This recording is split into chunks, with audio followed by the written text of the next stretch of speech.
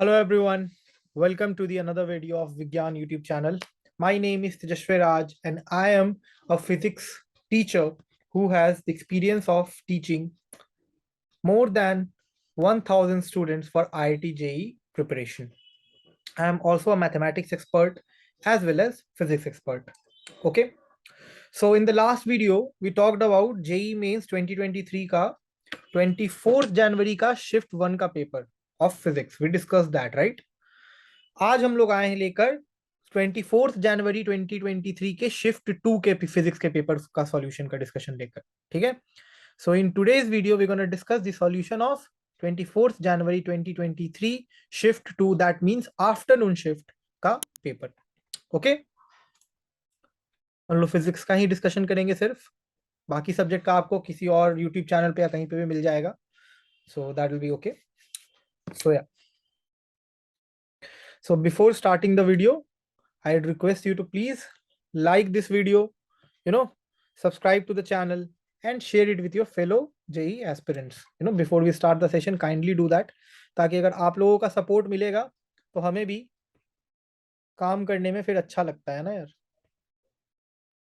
Videos डालने में भी अच्छा लगता है। बिकॉज आपको पता ही होगा, एक वीडियो रिकॉर्ड करने में कम से कम 2 से 2.5 घंटे लगते हैं, इतनी मेहनत लगती है, इतना टाइम लगता है। तो आपका सपोर्ट अगर मिलेगा और मुझे ये पता चलेगा नंबर्स देखकर कि मासेस तक मेरी वीडियोस पहुंच रही हैं, तो मुझे लगेगा कि जो मैं काम कर रहा हूँ वो फ्रूटफुल है ना guys?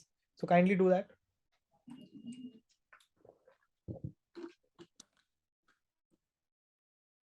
JEE Mains 2023 24th January shift 2 physics. Okay, तो चलो स्टार्ट करते हैं। जो सबसे पहला क्वेश्चन है वो है कि दो रेजिस्टर्स है, एक का रेजिस्टेंस है 100 ओम और दूसरे का रेजिस्टेंस भी है 100 ओम। ठीक है, दोनों का रेजिस्टेंस 100 ओम है, उनको सीरीज में कनेक्टेड किया गया है। ठीक है, they are connected in series.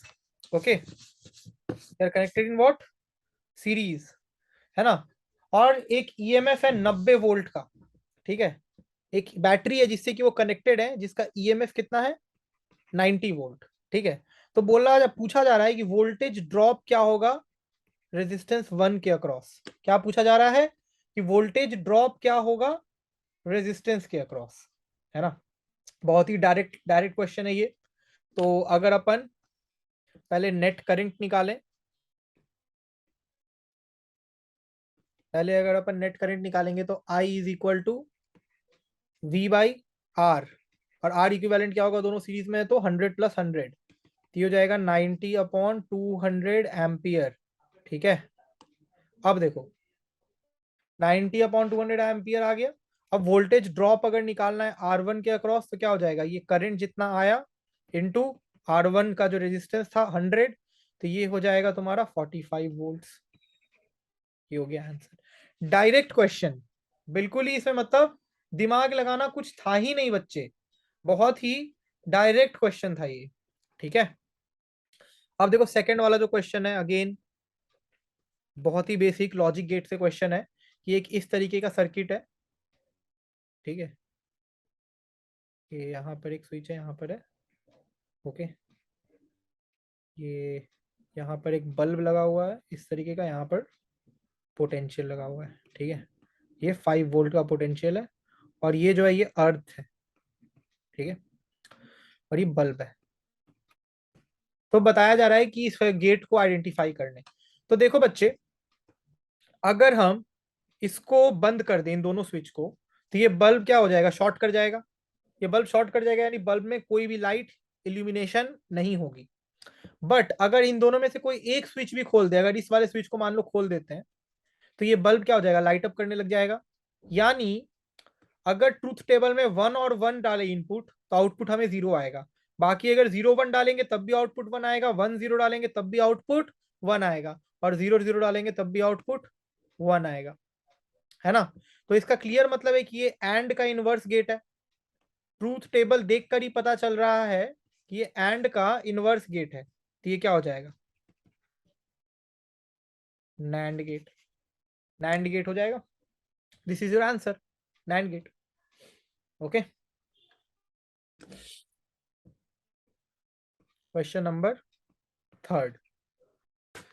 If 1 year of a planet is equal to 2.8 times अर्थ का 1 year, यानी एक प्लैनेट है कोई, हमने कोई भी प्लैनेट ले लिया, मान लो कोई प्लैनेट एक्स है, उसका एक साल जो है वो अर्थ के एक साल का 2.8 गुना है. ठीक है. तो उस प्लैनेट का सन से डिस्टेंस कितना होगा? तो इस प्लैनेट का distance from the sun will be what. अब देखो, अर्थ का सन से डिस्टेंस कितना है?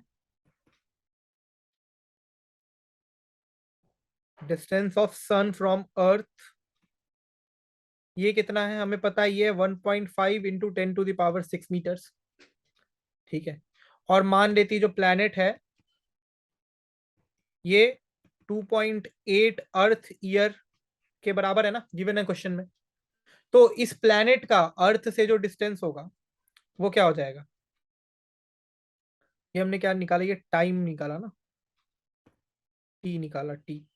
तो ये टी प्लैनेट, ये 2.8 अर्थ ईयर है. तो ये क्या हो जाएगा, distance of this planet from earth क्या हो जाएगा, T1 square by T2 square is equal to R1 cube by R2 cube. Relation से हमने, तो ये क्या हो गया, 365 divided by 2.8 into 365 as given in the question का whole square is equal to R1, यानी डिस्टेंस पहला अर्थ का डिस्टेंस कितना है, 1.5 इंटू 10⁻6. R2 तो अपने को निकालना ही है, इसका होल क्यूब. ठीक है. जब आप इसको सॉल्व करोगे तो जो R2 की अप्रोक्सीमेट वैल्यू आएगी वो आएगी 3 इंटू 10⁻6 मीटर्स. करके देख लेना, बाकी तो कैलकुलेशन ये वाला पार्ट आप कर ही लोगे. तो ये आपका आंसर आ गया. ठीक है. Next question is from geometrical optics. A convex lens whose refractive index is given 1.5 and focal length is given 18 centimeter has been immersed in a liquid whose refractive index is, liquid का refractive index is 4/3. Calculate what will be the new focal length. Fn will be what? ठीक है. Give me a minute. तो बच्चा ये जो formula हो यहाँ पर लगाएंगे, वो क्या लगाएंगे हम, नया वाले फोकल लेंथ अगर हमें निकालना है बच्चे, तो जो हम फॉर्मूला लगाएंगे वो लगाएंगे 1/f nu is equal to mu L. ठीक है. बाई म्यू, या फिर इसको म्यू एस बोल देते हैं. ठीक है. 1/r1 minus 1/r2. अब देखो ये क्या हो जाएगा, ये आई थिंक पुराना वाला फोकल लेंथ ही होगा ना. हाँ, पहले हमें R1 R2 का रिलेशन निकालना पड़ेगा. ग्रेट ग्रेट ग्रेट, हो जाएगा हो जाएगा. देखो, तो 1 बाई फोकल लेंथ कितना गिवन है अपने को पहले, 18 है ना. तो 1/18 ये हो जाएगा 3/2 माइनस 1, और ये हो जाएगा 1/r1 माइनस 1/r2. ठीक है. तो यहाँ से 1/r1 माइनस 1/r2 का रिलेशन कितना आ जाएगा, 1/9 के बराबर. इसको मान लो इक्वेशन नंबर 1. अब 1/f न्यू जो आएगा वो क्या होगा, again same, mu L by mu S minus 1/r1 minus 1/r2. हमें ऑलरेडी पता है 1/r1 माइनस 1/r2 की वैल्यू 1/9 है. यहाँ अगर इसमें सब्सटीट्यूट कर देंगे तो ये हो जाएगा 3/2 डिवाइड बाई 4/3 माइनस 1 इंटू 1/9 है ना. तो इससे 1/fn जो आएगा वो 1/8 इंटू 1/9 यानी 1/72 आ जाएगा. तो fn क्या आ जाएगा, 72 सेंटीमीटर. ये आपका आंसर हो गया. fn आ गया 72 सेंटीमीटर. समझ रहे हो, बहुत ही आसान लेवल के क्वेश्चंस नहीं है ये, डायरेक्ट फॉर्मूला बेस्ड. मतलब मुझे तो लग रहा है कि नीट लेवल का क्वेश्चन पूछ दिया गया है यहाँ पर आप लोगों से. मुझे तो ऐसा फील आ रहा है कि नीट लेवल का क्वेश्चन पूछ दिया गया है जेई के फिजिक्स में.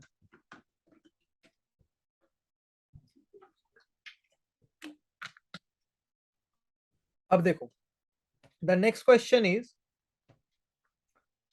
for a given same kinetic energy, what will be the order of de Broglie wavelength of electron, proton and alpha particle. ठीक है. काइनेटिक एनर्जी हमने क्या दिया है, सेम दिया है. ठीक है. तो इलेक्ट्रॉन, प्रोटॉन और अल्फा पार्टिकल का डी ब्रॉगली वेवलेंथ का ऑर्डर क्या होगा, का ऑर्डर क्या होगा, यही पूछा जा रहा है आप लोगों से। तो जो फॉर्मूला होता है बच्चे, P इज इक्वल टू क्या होता है, P इज इक्वल टू होता है √2m ke, और P क्या होता है, h by lambda is equal to √2m ke। तो इससे एक चीज तो क्लियर है कि लैम्डा जो है वो डायरेक्टली प्रोपोर्शनल है 1/√m के। ठीक है, लैम्डा जो है, मैं अल्फा क्यों लिख रहा हूँ, sorry,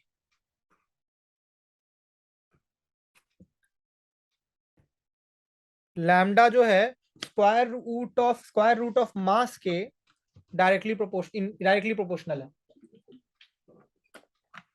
square root of mass के इनवर्सली प्रोपोर्शनल है, 1/√ऑफ मास के डायरेक्टली प्रोपोर्शनल है। तो जिसकी जिस भी पार्टिकल की, जिस भी मैटर की मास ज्यादा होगी, उसकी डी ब्रॉगली वेवलेंथ उतनी कम होगी।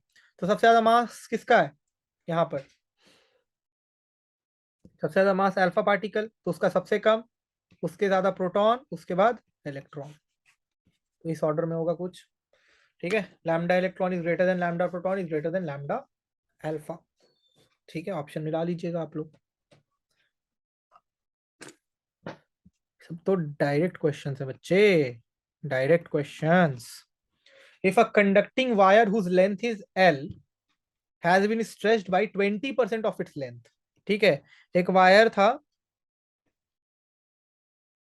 जिसका लेंथ था L, उसको स्ट्रेच करके क्या कर दिया हमने, 20% का इंक्रीज कर दिया, L डैश। 20% क्या हो गया, लेंथ इंक्रीज हो गया। तो परसेंटेज चेंज इन रेजिस्टेंस क्या होगा, अरे भाई ये क्वेश्चन तो करंट इलेक्ट्रिसिटी पढ़ाते वक्त पहले लेक्चर में ही बताया जाता है इस क्वेश्चन को। ये कैसा क्वेश्चन पूछ दिया जेई ने, क्या हो गया है लेवल को। I am so surprised, I am so surprised. भैया हमें पता है रेजिस्टेंस का लेंथ के साथ क्या रिलेशन होता है, R1 R2 is equal to L1/L2 का होल स्क्वायर हो जाएगा। ठीक है, ये हो जाएगा 5/6 का होल स्क्वायर। ठीक है, यानी 25/36। ठीक है, तो परसेंटेज चेंज इन रेजिस्टेंस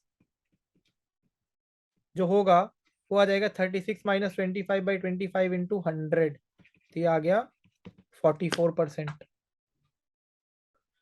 या फिर इसको एक और तरीके से बना सकते हैं, इसका अगर ऑल्टरनेटिव देखें तो R इज इक्वल टू क्या होता है, ρL/A। ठीक है, ये हो जाएगा। तो हमें पता है कि लेंथ जो पहले L था वो 1.2L हो गया, है ना। जो डेल्टा R/R होगा वो क्या होगा, 1.44R माइनस R/R इंटू 100। तो ये भी आ जाएगा आपका 44%। इस तरीके से भी इसको बनाया जा सकता है, सेम ही तरीका है दोनों। ठीक है, अब एक स्टेटमेंट वाला क्वेश्चन आ गया। पहला स्टेटमेंट ये कहता है कि simple pendulum will oscillate rapidly on the mount Everest. ठीक है, अ simple pendulum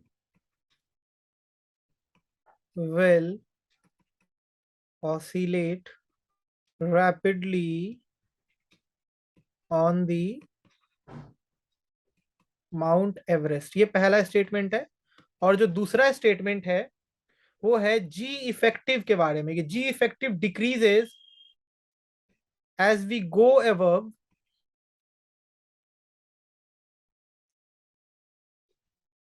earth surface.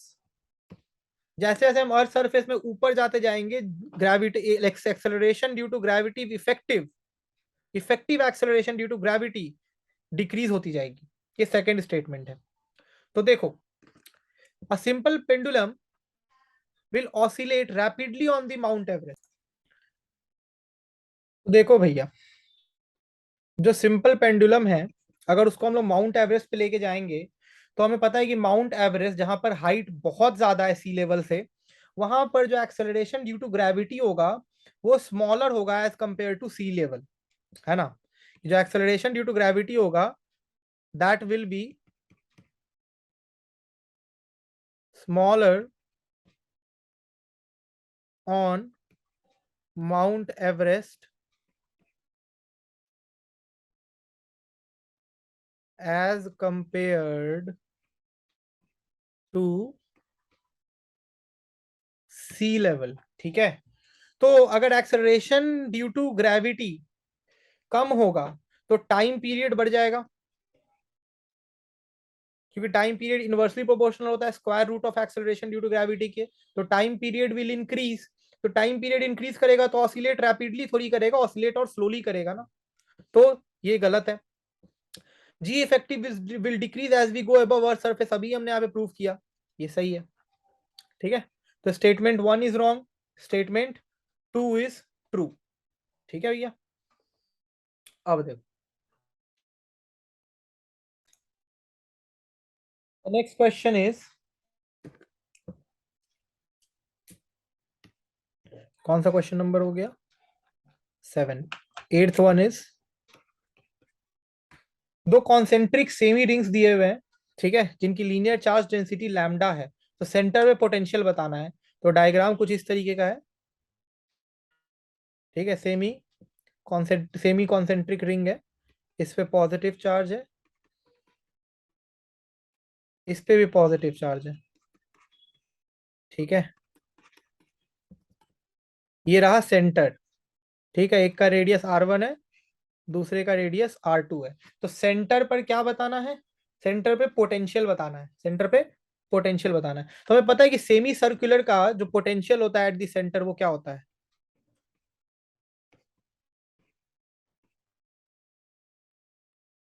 Potential of semi circular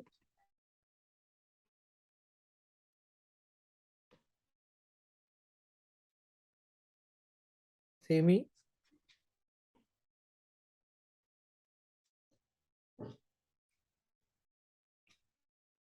semi circular at centre that will be equal to lambda by 4 epsilon naught, है ना। तो अब क्योंकि दो आर्क्स हैं, है ना, दो आर्क हैं, एक ये आर्क होगा एक ये आर्क होगा, तो इन दोनों की वजह से सेंटर पे पोटेंशियल क्या होगा, इन दोनों की वजह से जो होगा इसका दुगना हो जाएगा। एक सेमी सर्कुलर की वजह से सेंटर पे इतना, तो दो की वजह से क्या हो जाएगा 2 lambda by 4 epsilon naught, that will be equal to lambda by 2 epsilon naught. ये आपका आंसर हो गया। मतलब यार मुझे समझ नहीं आ रहा, इस लेवल के क्वेश्चन पूछ रहे हैं ना जेई में, I am just astonished guys, I am astonished कि क्या चल रहा है भाई। क्वेश्चन नंबर 9, एक बॉडी है जिसकी मास है 1 kg, ठीक है, और उस पर एक टाइम डिपेंडेंट फोर्स लग रहा है जिसका इक्वेशन है Ti cap plus 3T² J cap, ठीक है। तो बताना है power at time T is equal to 2 second, find power at T is equal to 2 second, ठीक है। ये अपने को बताना है, ठीक है। तो अब देखो फोर्स जो है वो अपना क्या है Ti cap plus 3T² J cap, तो T इज इक्वल टू 0 पे जो एक्सेलरेशन होगा वो क्या आएगा, Ti cap plus 3T² J cap, ये आएगा। क्यों हुआ ऐसा, because A is equal to F upon M, और अगर एफ को एम से डिवाइड करेंगे तो नीचे तो 1 है, तो कोई चेंजेस आएगा नहीं, तो एक्सेलरेशन ही आ गया। तो डीवी क्या हो गया, ठीक है, डीवी हो गया अपना T² by 2 I cap plus T³ J cap, ठीक है। तो इससे जो V आएगा वो आएगा T² by 2 I cap plus T³ J cap, ये आ गया अपना V। तो मोमेंटम का फॉर्मूला हम अपने को पता है क्या होता है, F.V, तो यानी Ti कैप प्लस 3T², ठीक है, J cap into T² by 2 I cap plus T³ J cap, ये हो जाएगा T² बाई 2 प्लस 3T का पावर 5, ठीक है। तो अब at t is equal to 2 seconds जो p होगा, ठीक है, जो p होगा, सॉरी ये पावर है, p है ये पावर, ये जो p होगा ये होगा 8 का पावर 4/2 प्लस 3 इंटू 32। ये हो जाएगा कितना, 100 वाट। ये आपका आंसर आ गया, 100 वाट इज योर आंसर। ठीक है, question number 10। If I1 is the moment of inertia of a solid cylinder of radius r and length l, ठीक है, if I1 is the moment of inertia of a solid cylinder of radius r and length कितना है इसका, l, okay, a concentric cylinder having radius r by 2 and length l by 2 is carved off from the original cylinder and I2 is the moment of inertia of carved off cylinder. तो find I1 by I2। अब देखो एक cylinder था जो कि concentric था, मतलब उसके अंदर था और दोनों का सेंटर सेम था। अब वो सिलेंडर जो था उसको हमने खींच के निकाल लिया, अंदर से खोद के इस वाले सॉलिड सिलेंडर से निकाल लिया, ठीक है। तो निकाल लिया, तो जो निकाला हुआ सिलेंडर था उसका मोमेंट ऑफ इनर्शिया I2 आया, कार्व्ड सिलेंडर का, जिसका रेडियस है r/2 और लेंथ है l/2, ठीक है। तो I1/I2 पूछा जा रहा है आपसे, क्या पूछा जा रहा है, I1/I2। तो देखो बच्चे,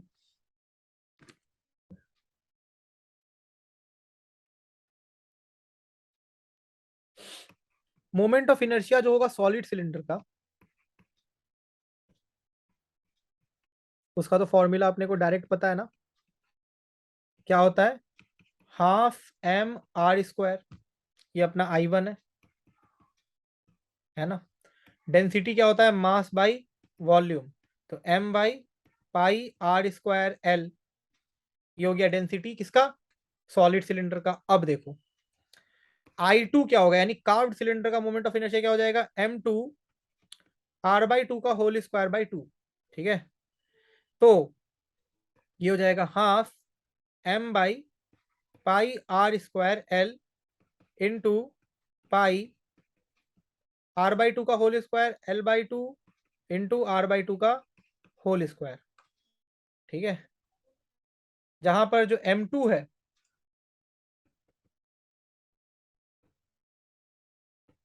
m2 है वो क्या है, m/πr²l, सॉरी πr²l r/2 का होल स्क्वायर इंटू l/2। ये m2 की वैल्यू हमने क्या की थी, यहाँ पे सब्स्टिट्यूट कर दी थी।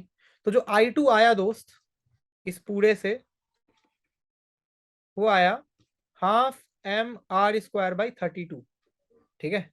तो I1 क्या था अपना, I1 था ½m r², तो I1/I2 क्या हो गया, I1 था ½ m r² और ये है ½ m r²/32, रेशियो क्या आ गया, 32 आ गया। क्लियर है सबको।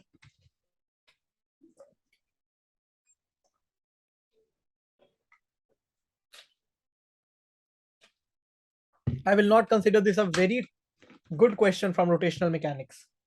बहुत ही एवरेज लेवल का मीडियोकर क्वेश्चन था ये, ठीक है। अब देखो question number 11। The electric component and magnetic component from an for an electromagnetic component traveling in vacuum is given by Ex is equal to E naught sine kz minus omega t और By equal to B naught sine kz minus omega t। तो which of the following is correct, चार option दिए हुए हैं बच्चे। पहला option है C is equal to E not by B nought, दूसरा ऑप्शन है B nought is equal to E nought C, तीसरा ऑप्शन है ई not is equal to B nought by C, और चौथा ऑप्शन है C is equal to E not by B nought. अब देखो ये इलेक्ट्रोमैग्नेटिक वेव का इलेक्ट्रिक फील्ड और मैग्नेटिक फील्ड का इक्वेशन दिया हुआ है, सीधी सी बात है ना, उसी चैप्टर से ये क्वेश्चन भी है। हमें पता है कि ई नॉट का बी नॉट के साथ क्या रिलेशन होता है. We know that E not is equal to C B naught. तो क्या हो जाएगा, सी इज इक्वल टू क्या हो जाएगा, ई नॉट बाई बी नॉट हो जाएगा. तो आंसर क्या आ गया अपना, 1 आ गया. अच्छा ये भी सेम ही ऑप्शन है. एक मिनट, लगता है मैंने ऑप्शन में गलती कर दी है. लेट मी चेक ना विद द क्वेश्चन. एक मिनट guys, let me check with the question, है ना. लगता है चौथा वाला ऑप्शन कुछ और था. खैर जो भी था, आंसर तो आपके सामने मैंने कर ही दिया. बट ऑप्शन में शायद से कहीं पर मिस्टेक हुई है. मैं एक बार चेक कर ले रहा हूँ ना. नन ऑफ दी एबव है आंसर. ये चौथा ऑप्शन, चौथा ऑप्शन इज नन. ठीक है. तो जो आंसर होगा वो आएगा आपका E not is equal to C B not होता है ना रिलेशन. ठीक है. ई not is equal to C B not होता है, तो ये आ जाएगा. और इसको ऐसे भी करते हैं कि जैसे E not by B nought is equal to C हो गया.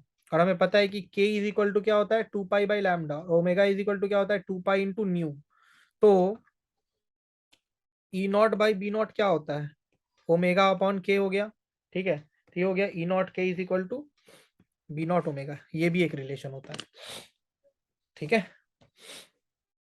चलो अब देखते हैं एक और स्टेटमेंट वाला क्वेश्चन. स्टेटमेंट वाले क्वेश्चन बड़े आसान आसान होते हैं ना, वो तो मतलब ऐसे लड्डू क्वेश्चन होते हैं आप लोगों के लिए. स्टेटमेंट 1 ये बोल रहा है कि acceleration due to gravity decreases as we go at height h above from the earth surface and d depth below from the earth surface. ठीक है. सही बात है. एक्सेलरेशन ड्यू टू ग्रेविटी क्या होता है, जैसे जैसे हम ऊपर जाते जाएंगे हाइट में, वैसे वैसे वो घटता जाएगा.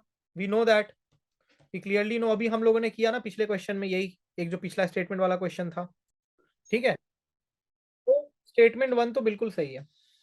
अब एक्सेलरेशन ड्यू टू ग्रेविटी जो स्टेटमेंट 2 है, वो बोलता है कि जो acceleration due to gravity at height h and depth d होगा, वो सेम होगा अगर h is equal to d हो जाए तो. ठीक है. तो देखते हैं, अगर हम जी एन निकालें, ठीक है, तो ये क्या हो जाएगा, अगर जी निकाले ना,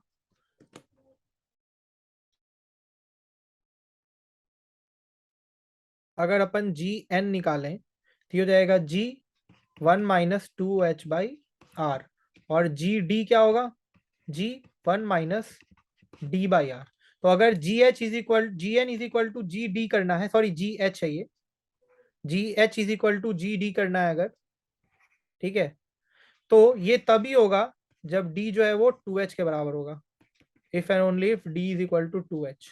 तो statement 2 is wrong, statement 1 is very true. Statement 2 is wrong, statement 1 is very true. Question number 13. A particle is moving on a straight line. ठीक है. वीटी कर्व में दिया हुआ है कि एक पार्टिकल है is moving on a straight line. तो बेसिकली वेलोसिटी टाइम ग्राफ दिया हुआ है एक बॉडी का जो कि स्ट्रेट लाइन में मूव कर रहा है, तो हमें बताना है ratio of displacement and distance. ठीक है. तो जो वेलोसिटी टाइम ग्राफ दिया हुआ मैं यहाँ पे प्लॉट कर देता हूँ.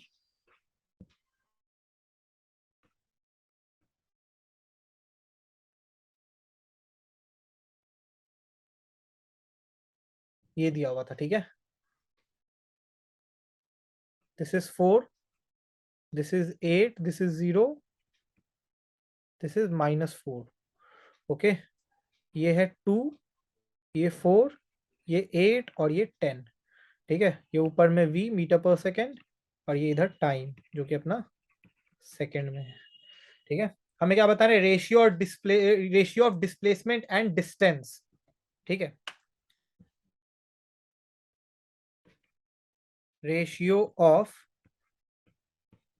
Displacement and distance will be what.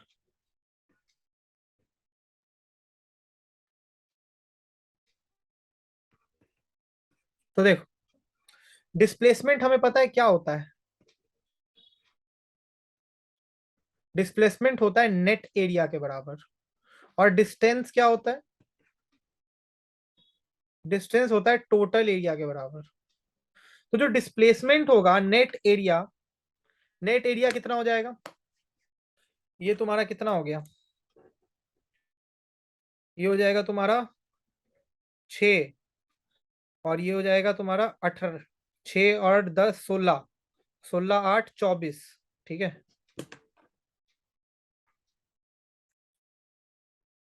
जो डिस्प्लेसमेंट होगा, यानी अगर उसको हम लोग डेल्टा आर वेक्टर लिखें तो हो जाएगा 16 - 8 प्लस 16 - 8, ठीक है। तो ये हो जाएगा 16 के बराबर।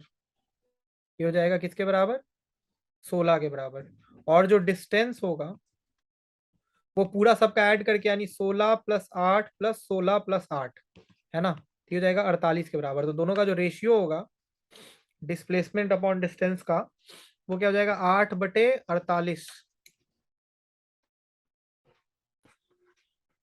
ये हो जाएगा,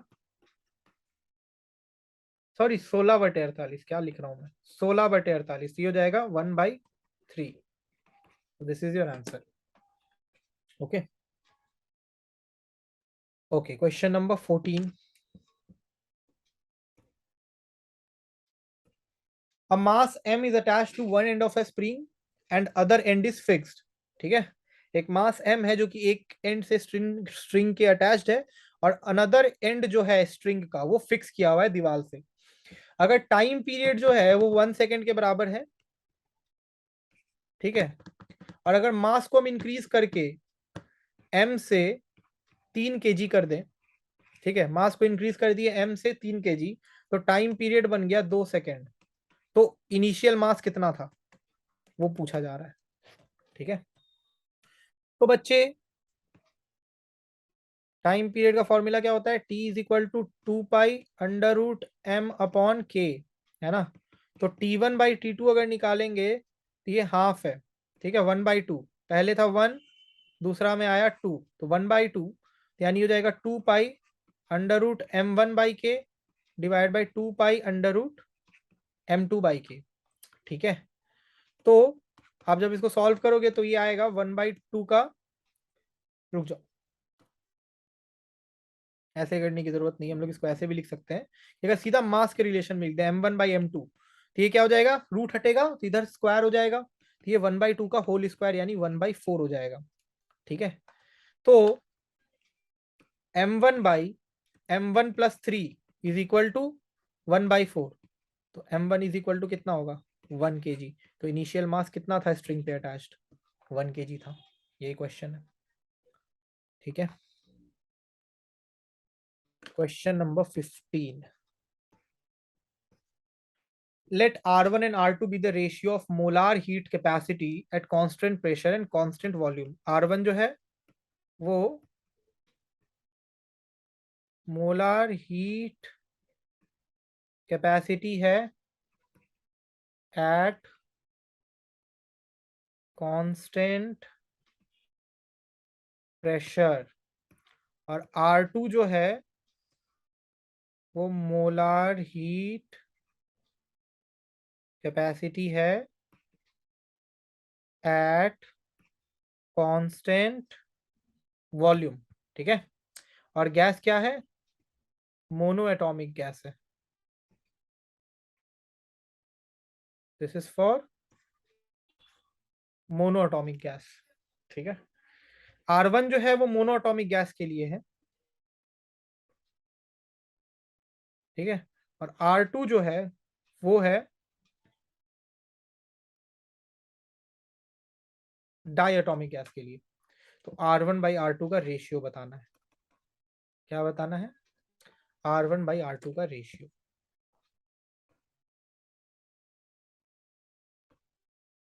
तो डिग्री ऑफ फ्रीडम कितना होता है मोनो एटॉमिक गैस के लिए? Degree of freedom for monoatomic gas is equal to 3। R1 क्या हो जाएगा? 1 + 2/3 यानी 5/3। Similarly degree of freedom for diatomic gas क्या होता है? ये होता है 5। R2 हो जाएगा 1 + 2/5 यानी 7/5। तो जो दोनों का रेशियो होगा यानी R1/R2 जो होगा वो हो जाएगा 5/3 इंटू 5/7। ये हो जाएगा 25/21। ये आ गया आपका answer. Again, a pretty easy question from thermodynamics.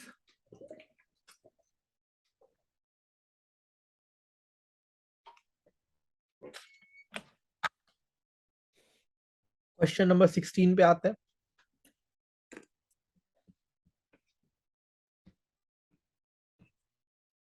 On an infinite non-conducting cylinder, there is a winding of 70 turns per centimeter. Windings कितने हैं उसमें किए हुए इनफाइनाइटली नॉन कंडक्टिंग सिलेंडर में? वाइंडिंग्स करी गई है 70 टर्न्स पर सेंटीमीटर, और ये कॉपर का बना हुआ है. ये जो वाइंडिंग है ये कॉपर वायर का बना हुआ है. अगर 2 एम्पियर करंट इस कॉपर वाइंडिंग में इंट्रोड्यूस करें, कितना करंट? 2 एम्पियर करंट, तो मैग्नेटिक फील्ड सिलेंडर में कितना प्रोड्यूस होगा? तो मैग्नेटिक फील्ड सिलेंडर में कितना प्रोड्यूस होगा? Mu naught is given as 4 pi into 10 to the power -7 tesla metre पर एम्पियर. ठीक है.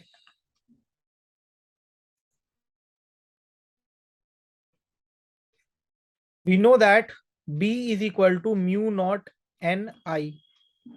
ठीक है. mu naught is already given 4 pi into 10 to the power -7. N कितने वाइंडिंग्स है? 70 वाइंड टर्न्स पर सेंटीमीटर, यानी 70 बाई 10 टू द पावर -2, क्योंकि metre में कन्वर्ट करना है, इनटू 2 जो अपना करंट है. ठीक है. अब इसको अगर सॉल्व करेंगे तो ये हो जाएगा 4 pi into 10 to the power -5 into 70 into 2, है ना. तो ये आ जाएगा 176 into 10 to the power -4 tesla. ये आ गया magnetic field which will be produced inside the cylinder due to the solenoid, due to the solenoid.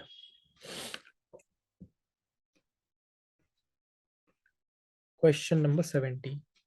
Find EMF induced when rod is rotating in a uniform magnetic field as shown. तो देखो मैं दिखा देता हूं कैसा है.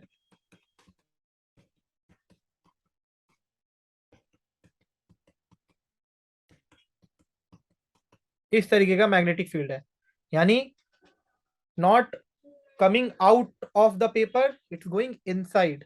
नहीं, dot होता है ना, कमिंग, क्रॉस का मतलब coming out of the paper, the magnetic field is coming out of the paper. Dot होता है तो coming inside the paper. Correct. अब देखो यहाँ पर एक रॉड है, ये रखा हुआ है. ठीक है. इसका लेंथ है L. इसको रोटेट किया जा रहा है इस डायरेक्शन में, यानी एंटी क्लॉकवाइज डायरेक्शन में ओमेगा से. ठीक है. तो पूछा जा रहा है ईएमएफ इंड्यूस्ड कितना होगा.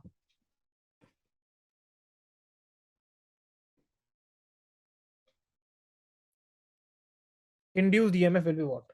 ठीक है. अरे तो ये तो हम डेरिवेशन में ही करवा देते हैं ना, इलेक्ट्रोमैग्नेटिक इंडक्शन के स्टार्टिंग के ही लेक्चर्स में. इस तरीके का जब रॉड होता है, जब किसी magnetic field which is coming out of the paper में ये रोटेट होता रहता है, तो फॉर्मूला क्या होता है इंड्यूस्ड ईएमएफ का? VBL. खत्म बात. तो अगर हम इस रॉड का एक छोटा सा पोर्शन ले, यानी डीएक्स पोर्शन ले, और उसमें इंड्यूस ईएमएफ निकालें यानी डीई निकालें, तो क्या हो जाएगा? 0 से, और ये कितना लेंथ है? एल लेंथ है ना. हाँ, एल लेंथ में. ठीक है. 0 से एल लेंथ में बी, वी कितना होता है? Omega x into D x. ऐसे कर दिए. ठीक है. तो जो इंड्यूस ईएमएफ आएगा बी ओमेगा अपना कांस्टेंट, तो चेंज क्या होगा? एक्स चेंज होगा.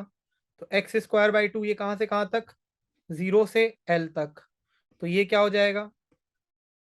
B omega L square by 2. भैया ये डेरिवेशन में करते हैं हम लोग, ये तो आपको एनसीईआरटी के भी बुक में मिल जाएगा. ये आपका आंसर है. This is very basic, this is high school physics, not even kidding. This is high school physics. सीधा थ्योरम जो होता है इंड्यूस्ड ईएमएफ का निकालने का, वही पूछ दिया है आपको, उसी का इक्वेशन पूछ दिया. अगर याद है तो मतलब 1 सेकंड में क्वेश्चन रेडी बन गया. पंगे बिल्कुल लेने ही नहीं है ऐसे क्वेश्चंस में. किसी तरह के श्योर शॉर्ट क्वेश्चन हैं ये। Question number 18, if an electron jumps from the energy level n is equal to 4 टू n is equal to 1, modern physics से क्वेश्चन है, और एक सिंगल फोटोन रिलीज करता है,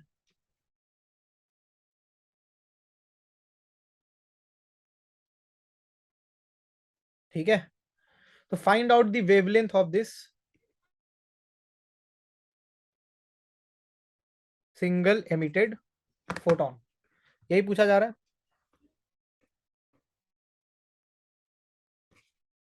ओके, तो देखो 1/λ जो होता है वो किसके बराबर होता है, ये क्या होता है, RZ², 1/n1² माइनस 1/n2²। और क्वेश्चन में एक और डेटा गिवन है कि consider this as hydrogen atom, तब तो चीजें बहुत आसान हो गई। हाइड्रोजन का एटॉमिक नंबर इज 1, तो Z² वाला अपना फैक्टर ही खत्म हो गया, तो 1/λ is equal to R 1/1 minus N2 क्या है 4, यानी 1/16, है ना। तो 1/λ is equal to R into 15/16, ठीक है। So lambda will be equal to R into 16/15, यानी 16/15 R नीचे की तरफ रहेगा, 16/15 R।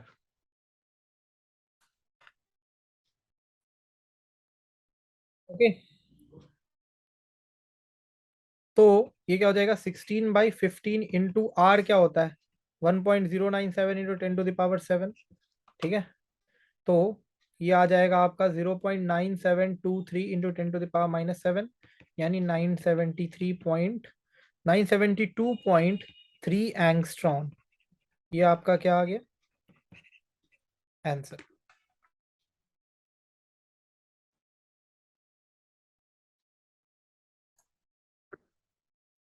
ठीक है, चलो क्वेश्चन नंबर 19 करते हैं हम।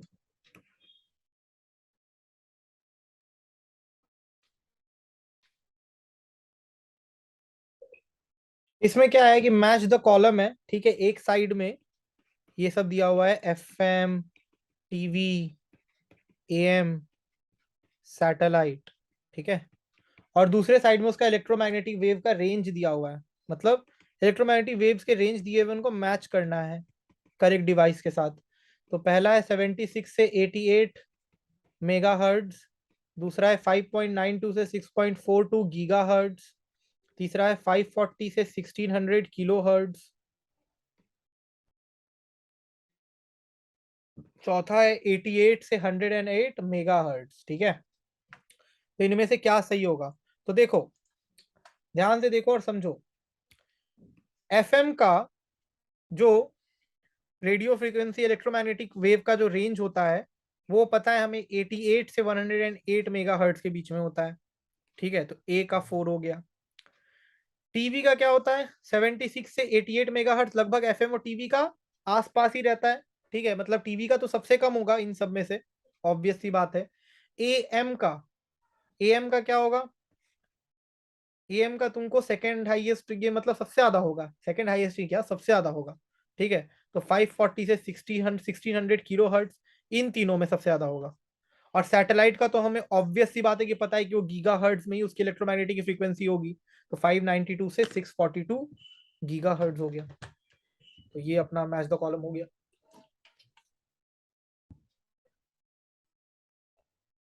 अब क्वेश्चन नंबर 20 पे आते हैं। An oscillating liquid drops frequency depends on radius, density and surface tension in this relation, R is equal to R का पावर A, ठीक है, या इसको फ्रीक्वेंसी को F मान लेते हैं ना, ठीक है, या चलो जो दिया हुआ है वही देख लेते हैं ना, R का पावर A इंटू रो का power B into capital S का पावर C, ठीक है, यहाँ पे ये रेडियस है, ये डेंसिटी है और ये सरफेस टेंशन है, तो A B और C की वैल्यू बतानी है, ए बी और सी की वैल्यू बतानी है फ्लूइड मैकेनिक्स से क्वेश्चन आते हुए, ठीक है।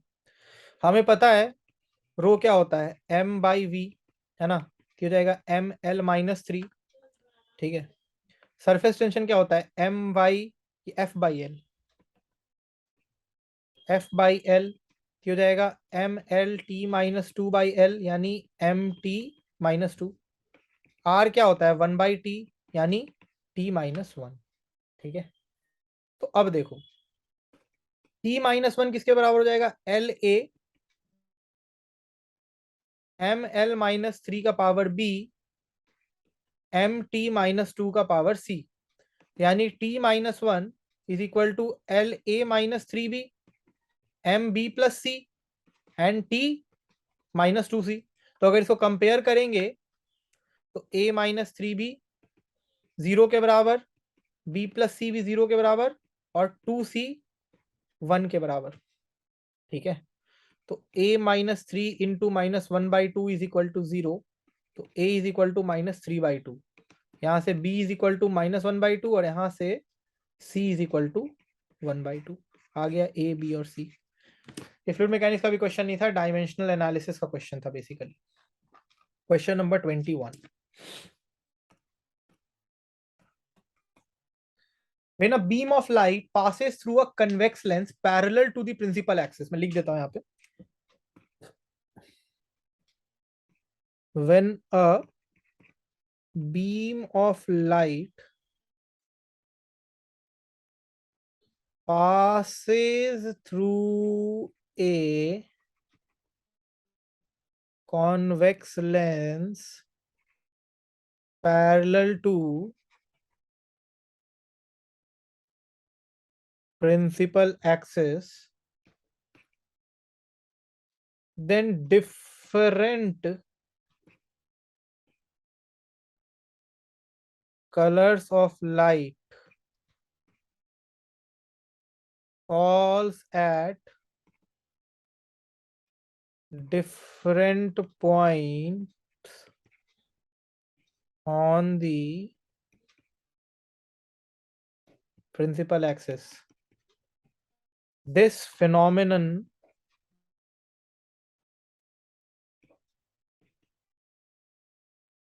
is known as what?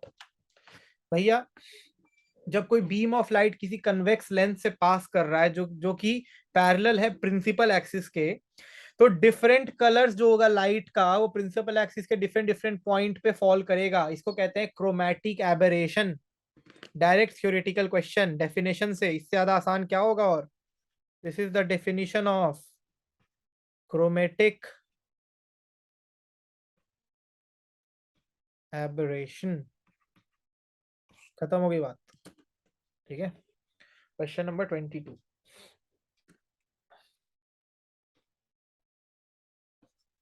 if a spring whose natural length is L and stiffness K is fixed at one end and other end is connected with a block of mass M, ठीक है।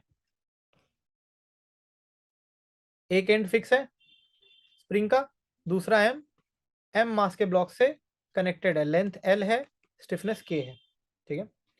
If the block is rotated with respect to the fix end with angular velocity omega, अगर इस fix end के about block को पूरा rotate कर दें, ठीक है, with angular velocity omega, then find the ratio of natural length and the elongation of the length of the spring, ठीक है। नेचुरल लेंथ और इलोंगेशन ऑफ द स्प्रिंग का रेशियो बताना है।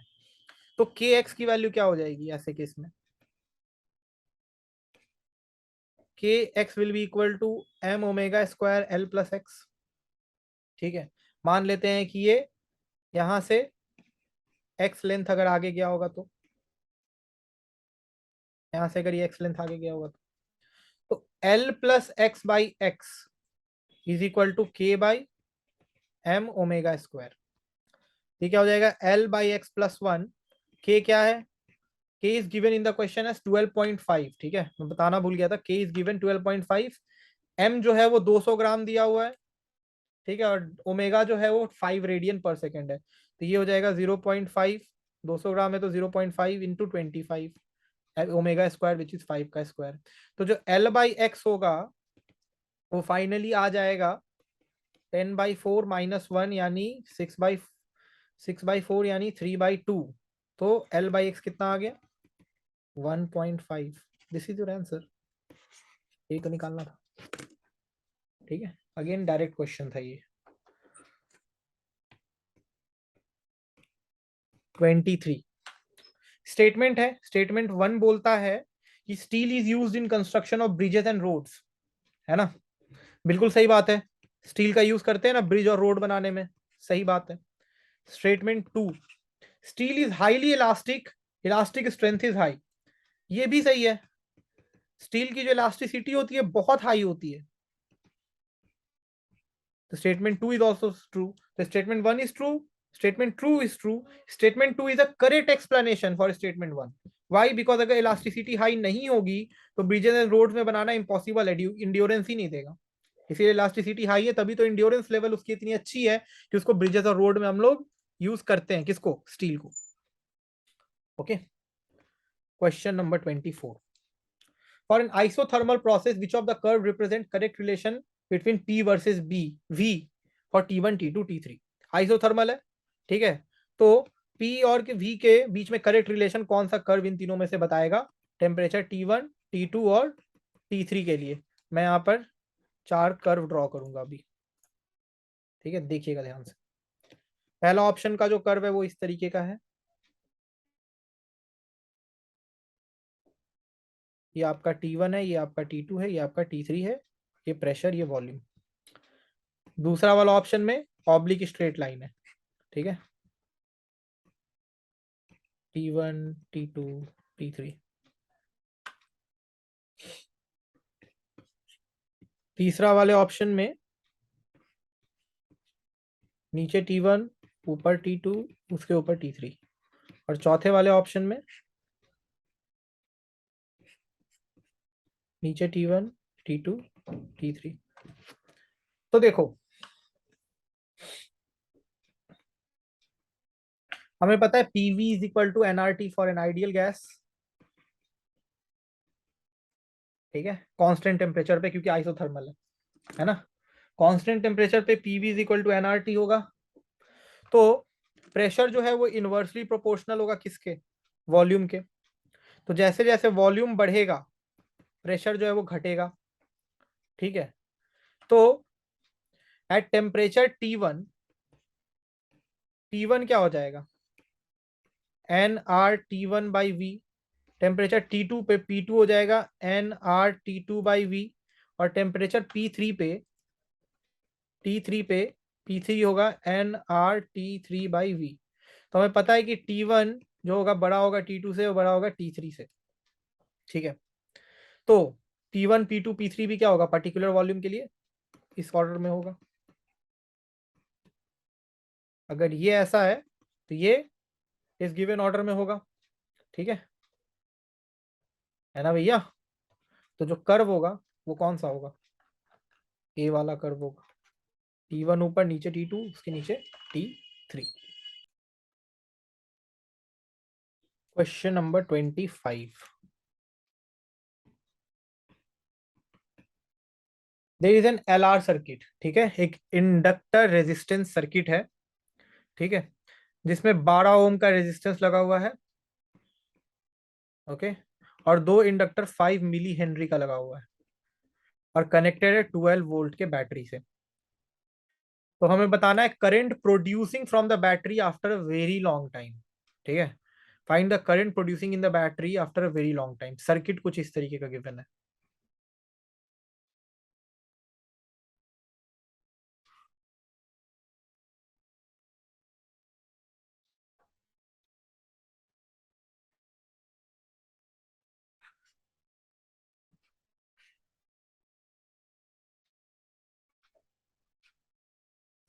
ये हो गया 5 milli henry, 12 ohm, 12 ohm, 5 milli henry, 12 ohm, 12 volt.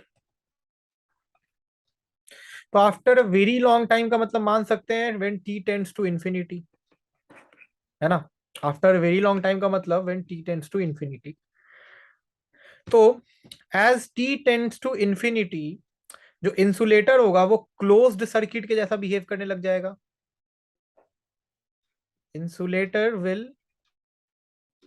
behave like a closed circuit as t tends to infinity। ठीक है, तो कुछ इस तरीके का सीन है।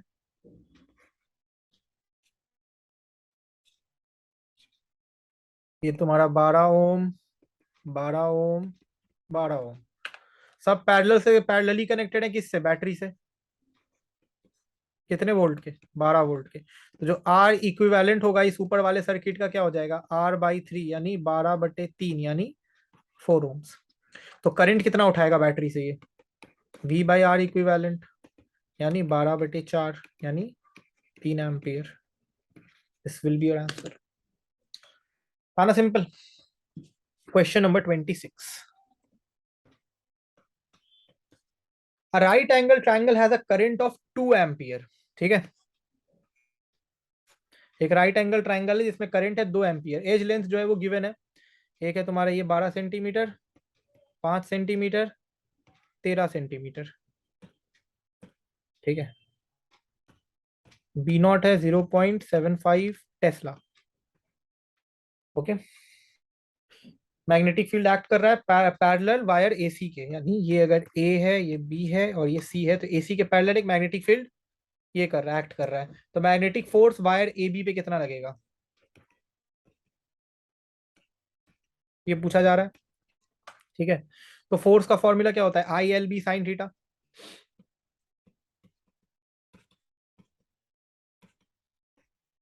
F is equal to ILB sine theta.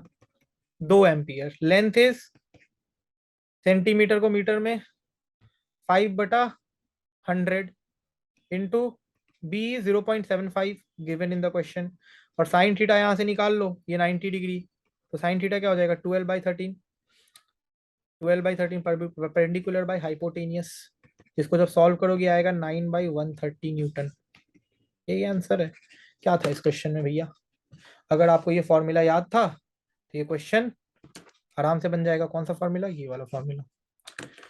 सो या this is all about shift 2 का 24 जनवरी का पेपर डिस्कशन फिजिक्स का, है ना। आई होप आप लोगों को क्लैरिटी मिली होगी, चीजें समझ में आई होंगी। I will see you in the next video जिसमें हम लोग 25 जनवरी के मॉर्निंग शिफ्ट की बात करेंगे, एंड देन आफ्टर हम लोग ऐसे ऐसे आगे बढ़ते जाएंगे। Okay guys, so I will see you in the next one.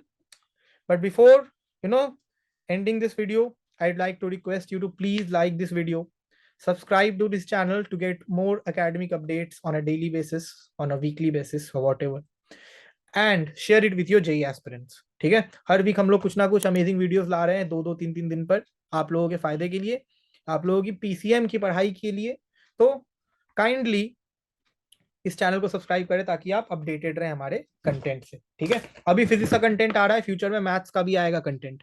ठीक है, सो या चलो guys, thank you very very much, bye bye.